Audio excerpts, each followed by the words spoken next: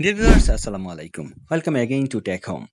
আজকের ভিডিওতে আমরা দেখব কিভাবে আমরা কম্পিউটার বা ল্যাপটপে উইন্ডোজ আপডেট আমরা পার্মানেন্টলি অফ করে রাখবো।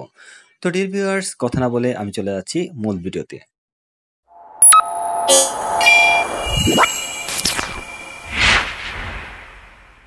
তো সেজন্য আমরা কম্পিউটার কিবোর্ডে উইন্ডোজ প্লাস আর এ প্রেস করব। তারপর আমরা রানে লিখব services.msc, লিখে আমরা এন্টার প্রেস করব। তো ডিয়ার ভিউয়ার্স, আমি services.msc টাইপ করে আমি ওকেতে প্রেস করছি।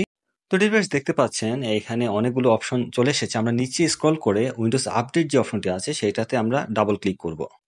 তারপর যে পপ আপ উইন্ডোটি আসবে সেখানে আমরা স্টার্ট আপ টাইপ সেটাকে আমরা ড্রপডাউন মেনু থেকে ডিসেবল করে দেব। তারপর আমরা রিকভারি অপশনে যাব।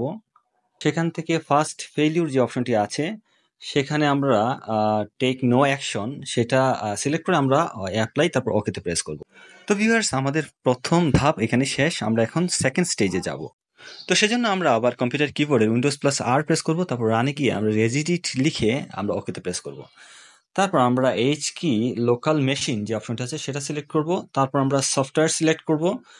তারপর আমরা স্ক্রল করে নিচে টেনে আমরা পলিসিস যে অপশনটি আছে সেটাতে আমরা প্রেস করব।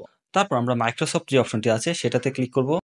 তারপর মাউসের রাইট বাটন ক্লিক করে আমরা নিউতে গিয়ে কি সিলেক্ট করব। তারপর সেখানে আমরা টাইপ করব উইন্ডোজ আপডেট। ঠিক যেভাবে টাইপ করছি ঠিক সেভাবেই টাইপ করতে হবে। তারপর আমরা ওকেতে প্রেস করব। তারপর আবার মাউসের রাইট বাটন ক্লিক করে আমরা নিউতে গিয়ে কি সিলেক্ট করব। তারপর সেখানে আমরা AU লিখে এন্টার প্রেস করব। তারপর ডানে যে খালি জায়গাটা আছে সেখানে আমরা মাউসের রাইট বাটন ক্লিক করে আমরা DWORD 32 বিট সেটা সিলেক্ট করব। তারপর সেখানে আমরা নো অটো আপডেট ঠিক যেভাবে লিখছি সেভাবে লিখে ওকেতে প্রেস করব। তারপর সেটাতে আমরা ডাবল ক্লিক করব করে আমরা ভ্যালু ডেট যেটা আছে সেটাতে 1 দিয়ে ওকেতে প্রেস করব। তারপর আমরা উইন্ডোজ ক্লোজ করে আমরা বের হয়ে যাব। তো ভিউয়ার্স, আমরা যদি প্রত্যেকেই এই দুটি স্টেপ ফলো করে আমরা কম্পিউটারকে সেট আপ করে রাখি তাহলে আমাদের কম্পিউটার বা ল্যাপটপ উইন্ডোজ কখনোই আর অটো আপডেট নিবে না। তো আমরা অটো আপডেট নিতে হলে আমরা এই সেটিংগুলোকে আবার এনাবল করে দিতে হবে।